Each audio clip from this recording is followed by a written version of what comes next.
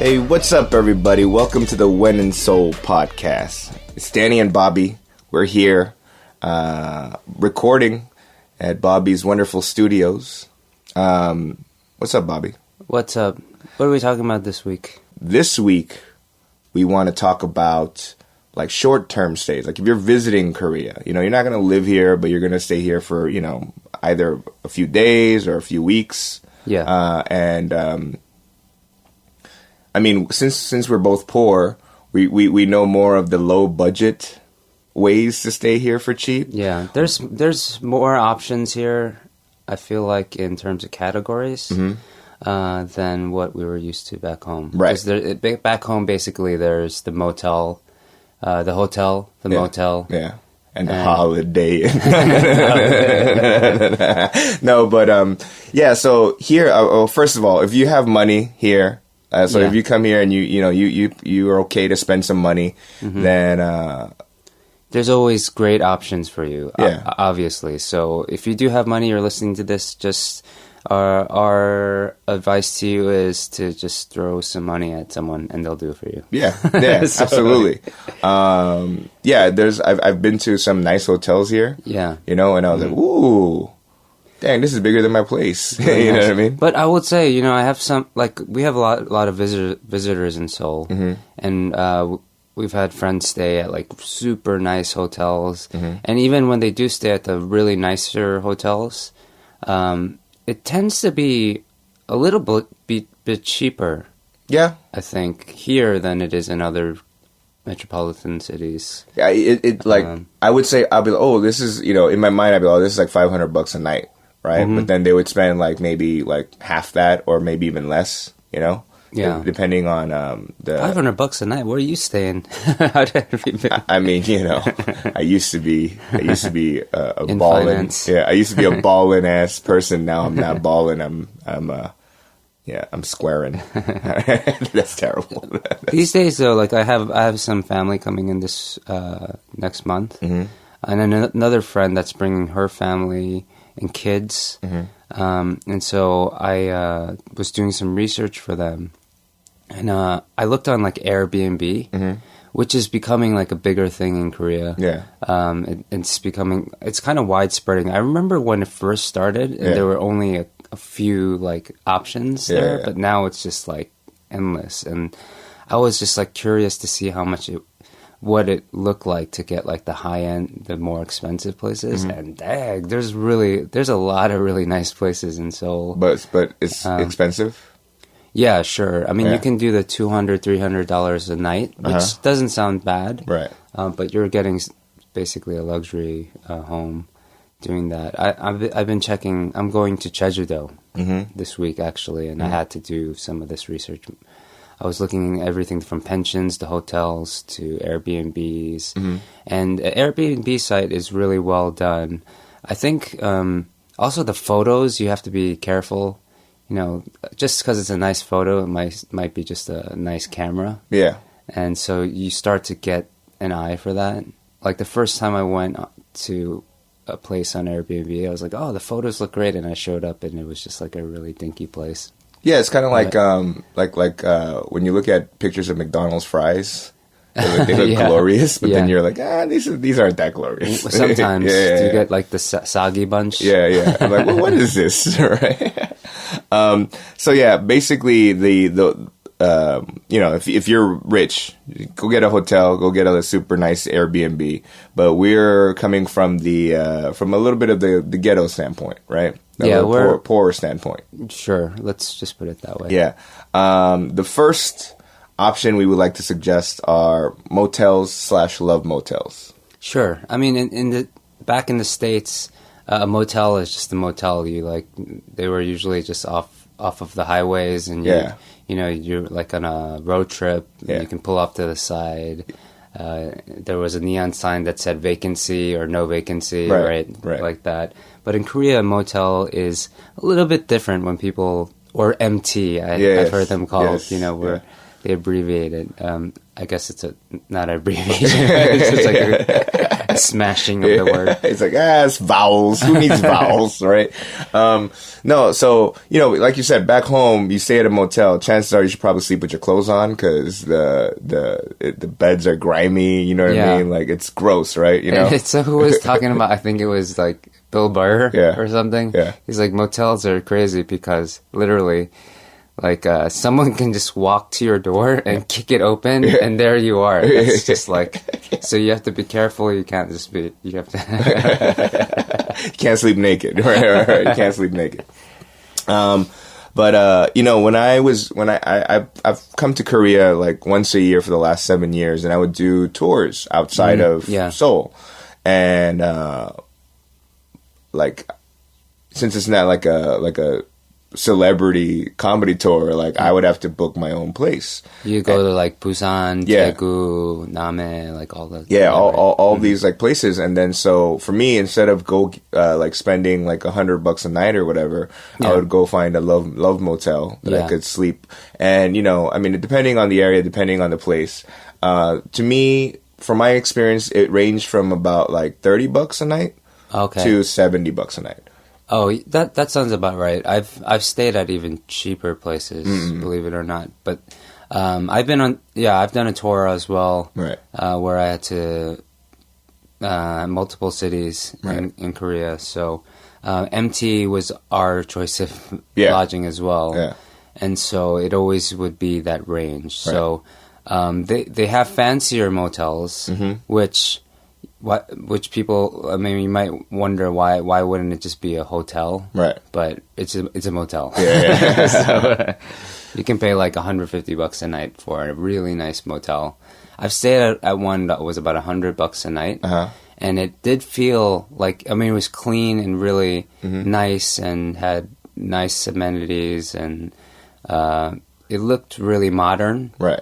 And it was worth $100, to be honest. And there are like I haven't been to one, but I've heard that there's like theme motels, like one's like prison themed, and like one's like like Harry Potter themed. You know what I mean? And so it's just there's apparently back in the days, the idea of a motel was kind of like was kind of cheap, and it was kind of ghetto, But now I think that's changing. Traditionally, there's a lot of, especially in my neighborhood in Shincheon, there's tons of motels, right? Yeah. But the reason for that is because most Koreans, they live at home with their parents until they get married, right? Or even after they get married, they still live, right? Yeah. So they can't make love with their significant others. Or get privacy. Right, right. So that they would go to these motels to have some sex, I didn't know this until like I actually stayed at a motel once, and they had these packages for you, like these Ziploc bags, basically. Yeah. And it had the toothbrush, the toothpaste, floss. Yeah. It had condoms in there. Yeah. And lube, actually, which was very surprising. Yeah. And then I basically, did a little more research and found out, most people use motels or love motels for the act of lovemaking. Right. So, what did you say? It sounded so clinical the way you said it. The act of lovemaking for coitus. Right. Now, for me, the distinction between hotels and love motels or motels is simple. Is that in hotels, when you go get toiletries, you get like shampoo or whatever. Yeah. It's like travel size. It's personal size, right? Yeah. Love motels, you get like the family, family size. So that it's like a half empty bottle of shampoo. That's like at a ghetto motel. Though. Yeah. Yeah. Like, I've been at those where you're just basically what you have at home. Right. And you see that in the motel shower. Yeah. They have also the ones like where you go, like a public gym or like your gym where they have you press the button. Yeah, they press the button and a certain amount of shampoo comes out. I've seen that too. It has that sense of ghetto-ness, right? If you're comparing it to a hotel, right? But for what it is, and it's really cheap, and it's convenient if you don't know you're staying at a motel in advance, right? Right. Like I've been in situations where I was just so tired, and I thought I could make it home I was like a few hours away from Seoul, and just like, just stay at a motel tonight. Like I'd rather just rest and make the trek in the morning. Yeah. And those have been convenient because you just walk up to the counter and say I'd like a room. Right. And it's like $25. Yeah. Yeah. And they'll, yeah. The other thing is usually the people that run motels can't speak English. Right? You know? Yeah.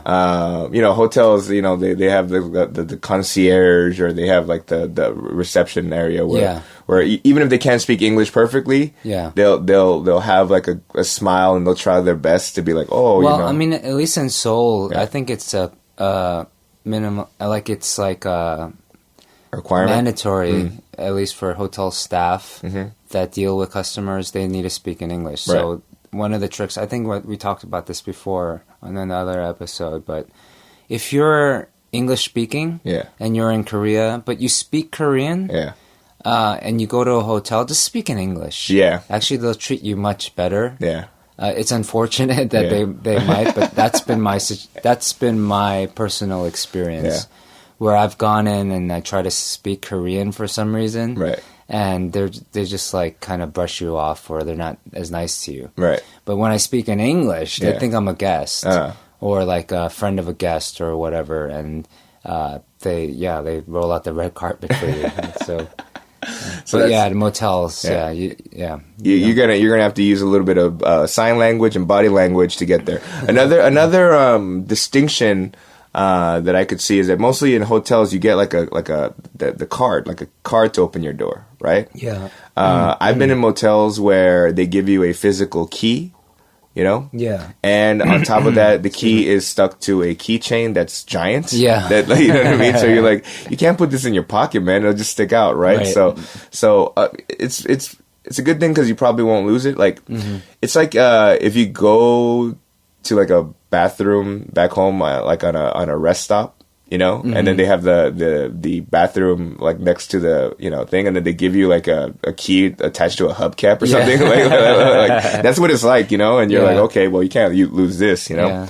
And so that's interesting because, you know, when I was on the road, you know, like I don't have a purse or whatever, right? So I'm putting the key like in my pocket. So as I'm telling jokes, there's this like bulging. Because you got skinny jeans. Yeah. Well, that too. But, you know, I mean, so, you know, sometimes I can make it look like I'm bulging in other areas, but then it doesn't help when the key sticks out of the pocket. You know? Well, at least for us, when we live in Seoul, our homes, we don't have keys. We have, what do you call it? Like the dial pads, pads and stuff. So I love that. Yeah. I love having not to hold keys. And, but I've been to motels though where they have the key cards. Okay, those are fancy then. Yeah, a little more fancy.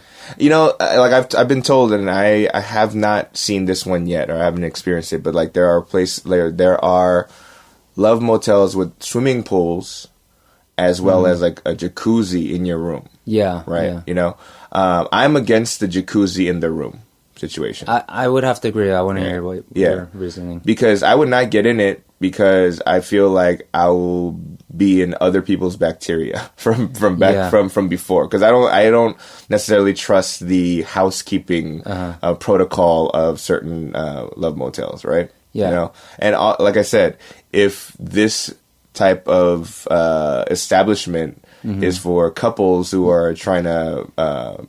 It's a little risque. You're in just sex juice soup pretty much, right, which is kind of gross, you know. That's something to keep in mind when you go to a motel. Period. Of course, of course, not just Korean motels. I mean, but I've been to one with an actual jacuzzi in the room. Which just felt weird. At first, I was like, "Oh, that's kind of cool." It felt kind of like coming to America. You know, like Arsenio Hall. Just like anyway, it felt exactly like that. There was like a round tub in the middle of the hotel room. In the motel, and then but it was empty. There's no water in it, of course. So I mean, like. you could actually scrub it down yourself once more for just to make yourself feel better. But yeah, it's weird to me. Right. Also, like, I don't know. It's just a weird concept. Mentally, I feel like the room is more humid because of it. Just kind the mosquitoes, man. The other part about Love Motels, and it's funny, is that we're 15 minutes deep into this and we still are talking about Love Motels because I feel like we have so many experiences. But like, a lot of times there's like heart-shaped beds. Right. And there's like mirrors on the ceiling, you know what I mean? So clearly it's one of those places. They have computers too, like straight up, not like, hotels, they have like computers, they have like computer keyboards that are connected to the TV or something, but you can go to a motel and they straight up have a PC. Yeah. Like, straight up. Like you have to power up the tower. And I've been in them where there's two computers in there. So so there's a computer for you and then one for your partner. Yes. Or your friend. Yeah. And I still don't understand that. Maybe it's like maybe they play video games. Counter-Strike. Counter-Strike. They don't play that anymore, man. I don't know. Yeah, man, like the mirror situation was interesting because I like to sleep naked because that's how I get to sleep. Yeah, everyone picture it, close your eyes. And I woke up and I caught a glimpse of myself naked on the ceiling mirror. And I was, oh my God. And I immediately got up and I messaged all my ex-girlfriends to thank them for being with this dumpy mess. Like I was like, how did you do it? How did you like what? like you know what I mean? Like why would you even subject yourself to this mess? So everything, it's the heart that matters, Danny. And you have a really, really good heart. Yeah. Thankfully. And I was on a heart-shaped bed too. You killed. You're like you jumped to my my punchline. I know. I saw it. Cut me off. So yeah, I mean, do you have anything else to talk about Love Motels? I guess this is a good segue to go into the fact that a lot of them are used. We were talking about getting privacy from getting out of the house. A lot of students, they go to Love Motels, or there's actually places that aren't Love Motels that are meant for students to rent out like a tiny room. It's called Gosiwon. Gosiwon. Yeah. Right, okay. So basically, people live there for very cheap and study for like important exams. Now, Gosiwon's not just for students, but people that are taking like certain exams, like the civil servant exams and things like that. SATs, whatnot. Or, well, SATs are the high school kids. I'm sorry, like college finals, midterms, finals, stuff like that. But that place, those places are it's basically you have like a bed and a desk in a room, and that's it. Yeah, right? I remember we walked by one that was advertising what it was. Yeah, and I was like, "What is that?" Yeah, and it turned out to be just a Gosiwon, I guess, and so. I'm curious to see one. Maybe we should go. I've never been, but I'm told that it's just basically a bed and a desk. You have to share a bathroom with everybody. It's almost like a dorm in that sense, where you share a bathroom with like people on the floor or something. No partying going on. No partying. Like thin walls. Super thin walls. Right. I mean, you can party, but I bet you that's not frowned upon. That is frowned upon. There was one. There's a Gosiwon right next to where I live, right? And the advertisement for foreigners is that you get blankets, you get rice, and you get ramen. And I was like, ooh, sign me up, right? Rice and ramen. Yeah, like that's so that's almost like you're getting fed. Yes. You get a late night snack. Yeah, kind of thing. Yeah. So I was like, ooh, sign me up for this, Other places that I mean, Bobby, you've told me this story. I've never done it, but you've actually stayed at a Jjimjilbang, a sauna. Overnight. Oh yeah. I mean, this is like straight up if you're backpacking, right? Or you're really on a budget and you're coming through Seoul and you don't want to spend you want to spend the very least amount of money, you can stay at a public sauna or like a Jjimjilbang for as little as the least I've ever paid for a Jjimjilbang overnight stay was $7. Wow. And so, and you get a lot of them are really nice. Like I stayed like a week, at least a week, 2 weeks at the Dragon Hill Spa in Yongsan. And they had, I think it was like $8 at the time. But you if you stayed overnight, it was an extra like $1 or something like that. Right. But yeah, I would do that when I first got here because it's just like I came with basically just the clothes on my back and a guitar, and then and not very much money. So I would stay at the Jjimjilbangs. They wouldn't let you sleep past like 8 o'clock though, or 9, or like they would wake you up saying you can't sleep. Right. But you can stay. Right. So I would just like sit in one of the couches or something, find another area, pretend that I'm doing something. It was weird. Yeah. It was a weird situation. But, and then also the other thing to keep in mind is if you stay at a Jjimjilbang on the weekend or a holiday, it's just packed. Right. Like the Dragon Hill Spa, I remember staying there and it was so packed that all the sleeping areas, all the Jjimjilbang areas, like everything was so packed. People were sleeping in the stairwells. Wow. And so I don't know what it was. Maybe it was just that the week I was there. But that was good to keep in mind. I remember I was like, couldn't find a place to sleep. And I thought it was just so ridiculous that I was like, I should have just spent money on a motel, you know? Yeah. So, but the other part is, you know, a lot of these Jjimjilbangs, they have food, right? So you can pay for food. I mean, the nicer ones, right? So, I mean, you can just eat like eggs and shike. That's the OG stuff, right? But yeah, then, shike is like this rice, cold rice drink with sugar, I guess. Yeah. It's just like a sweet rice drink with actual bits and pieces of rice. Yeah. It's really good. Yeah. And every time I go to a Jjimjilbang, I want it for some reason. I crave it. But you can get that. There's often like food. Yeah, actual like dishes, right? Like you can get naengmyeon or bulgogi, bibimbap. Yeah. Like, poppingsu. Yeah. Yeah, you can also get like, that's shaved ice, you know. With red bean in it. Yeah. Yeah, plus the Jjimjilbangs, you can like do other stuff, like all the saunas. They have video games. They have small norebangs in it sometimes. Right. It's fun. Swimming pools. Yeah, I mean, you know, and so, you know, you go inside, you take a shower. I mean, my friend told me a story about, he went to one, because you know how hotels, you can't check in like whenever you want. Sometimes you have to check in at a certain time. Yeah. And so he got to Korea a little early.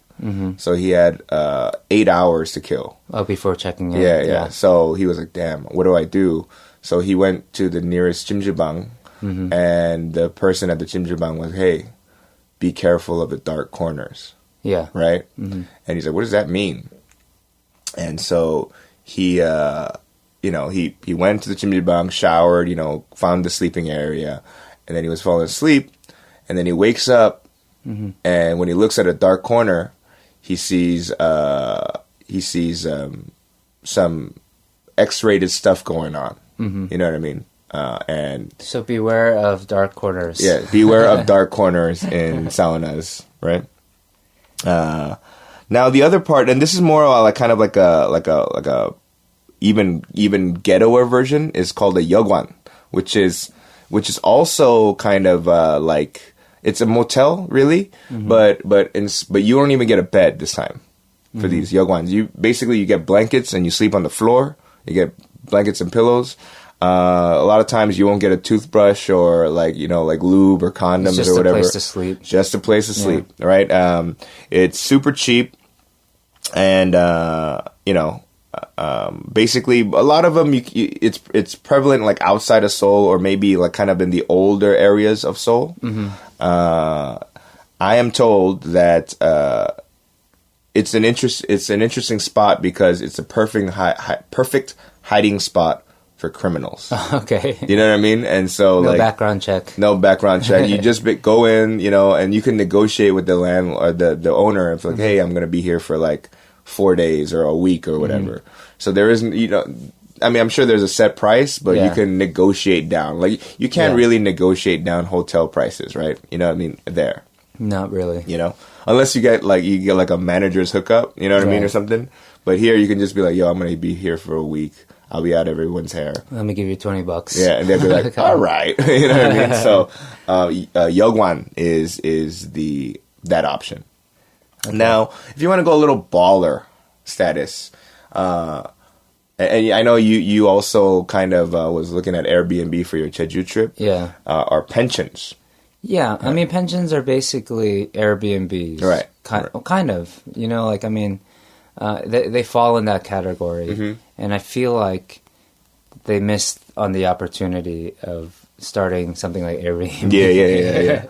But when I first got to Korea, I was trying to, write my next album, I remember. And someone suggested, why don't you rent a pension? Like, go outside of Seoul and get, away.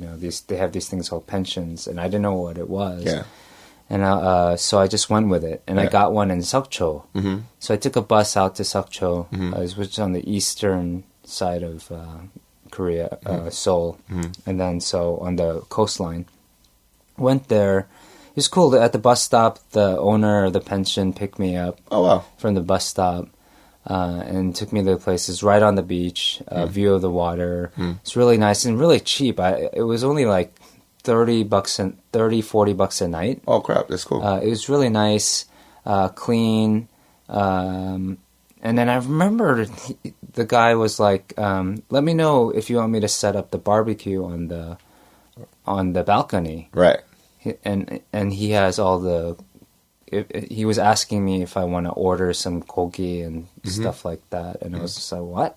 I was like, I had no idea what he was talking about. I was there by myself, right? And I did, in fact, see, that there's a balcony there. A big thing with pensions, I come to realize or find out is, you go with your friends or your significant other to a pension, and you barbecue, like on site or on the balcony. There's a picnic place where you can do your own samgyeopsal and stuff like that, and it's actually a really fun time. I've done it many times actually. Yeah, I've the first time I came to, I mean not the first time. This time I came to Korea within like a few weeks. Some of my friends were like, "Hey, Danny, let's go to Gapyeong for like just hang out," Yeah. So to me, I kind of liken that experience to like. Back home when you, like, if for skiing and snowboarding, like, like in LA, for example, people will go to, like, Big Bear or they'll go to Mammoth if they want to go farther. Yeah. And then, so, they'll do whatever activities they want to do on the mountain. And then, like, they're not going to drive back home. So they'll, like, rent a cabin. Like, it's like a weekend or trip, with them and their friends. And, like you said, the owner of the pension set up a barbecue for all of us, and the thing is, like, in the Gapyeong experience was there were many units, right? So like there was a unit nearby where it was like a bunch of college girls that were there just to like hang out and doing like the same thing, drink and party or whatever. Yeah. So I went over to them and be like, hey, you guys want some barbecue? Because the thing is, like, we brought the meat. You were like the waiter, cyberhyung. Yeah. I was a waiter. I was a waiter. You were booking for your friends. Yeah, and so who's gonna say no to like? And it wasn't even pork. It was like beef, right? Oh, okay. Which is a little bit more baller, right? So I was like, yo, you want some sogogi? You want some beef? And then they were like, oh yeah, sure, right? And then they came in, and then we spent like the whole night just drinking and eating and partying. Yeah, and so sounds fun. So that was it's kind of cool. That place that we went to during the summertime, on the parking lot, like further back, there's like a giant water slide. Oh, really? Yeah, okay. on the property. Nice. And then like, so for us, what the owner did was he there was an outdoor projector and like a projection. So we were just watching a movie You know what I mean? While we were drinking and like barbecuing and we're just sitting down. So it's very, at least for that area, it's very more kind of like a kind of campy, you know, like a lodging type of joint. They have the pensions that are campy. They have the ones, but like I've actually stayed at a camping ground. I went glamping. Was basically a pension, but like camping wise. Yeah. The campsite was already built, set up. All the tents were set up. Right. But the same situation where they set up a barbecue for you, and this place I actually went to, they had like a 편의점 that sold all the kogi. Oh, nice. All the sam and the what do you call it? All the vegetables, everything you needed. Right. The ramyeon, all that stuff. And so that's basically the same kind of concept of this pension, pension world of pensions, and I don't know why they call them pensions. Yeah, because you know, like for all you English speakers, pension is like, you know, like if you're a cop and then you it's your retirement fund. It's your retirement fund, and I don't know why they call it that, but at first when they call it a pension, I was like, so wait, what is this? But it's actually a cool way to get out the city and kind of. It's kind of always set in nice areas, not in the hood or the hoods of Korea. You know what I mean? I've stayed in one that was like a Hanok theme, and so they actually built out these buildings, and they had the Hanok roofs and stuff, and inside there weren't beds. Sleep on the floor. You sleep on the floor, but they had all the blankets. It was actually comfortable. The views were just beautiful. Right. And that was out by like Incheon, by the water. Yeah. But same situation. They had a barbecue area, and where you can barbecue your meat. And it's a good time, you know. Yeah. Beer, soju, that kind of thing. I think pensions. Our biggest sell is get out the city, good views, good clean air, and barbecue. Because you can't really barbecue. There's not really a place you can barbecue outdoors here, unless you're like somewhere in Itaewon on the roof. Yeah. Maybe of Itaewon. But it's not, I mean, just the idea of going to, like a pension. I like the idea of Koreans having a way to unwind from the crazy hours that they work. Yeah. And they can go and just relax and do a barbecue that's very simple and already set up for you at times. Right. Because that can be a pain in the butt, you know, back home when you do barbecues. It's like, you have to plan ahead. You got to go to the market, get all your charcoal, get everything all set up, and it's all there for you. Yeah. And it's like a great time. It's fun. You should do it more often. Yeah. It's great. But if you guys want like burgers and hot dogs, that's you probably have to bring, right, in Korea. Yeah. Like, if you want to just do like Korean style, just non-marinated meats, or maybe even marinated, they might sell that, right? But I would pick samgyeopsal over burgers any day of the week. I agree. You know? I agree. So, I mean, have your burgers, you know, go to Itaewon, get your burger, but go to a pension, get samgyeopsal. Yes. Go crazy. I like to make the kimchi jjigae also with ramen noodles. Yeah. At the end, and you throw a can of, just bring some kimchi, or you can buy kimchi, bring your own kimchi. Yeah. I've actually, you know, I've gone with Koreans to these pensions where they bring the stuff. Yeah. But they go all out. Yeah. Like they get their mom's like special banchan or the kimchi that's been like, I don't know, that's part of their family. It's been like rooted for like years and years. And so we'll make the kimchi jjigae, but we'll throw in all the, you know, almost 편의점 style. Yeah. Like throw the can of tuna in there, throw some corn in there, put a ramen in there. Oh man, it's the best. I love it. Yeah. These are some of our tips in terms of how to stay, short term in Korea. For those that are listening, if you have any more ideas of how to stay short term here, unless you have a friend that, you know, has an extra room or whatever, you can email us, let us know at peninsulapod@gmail.com.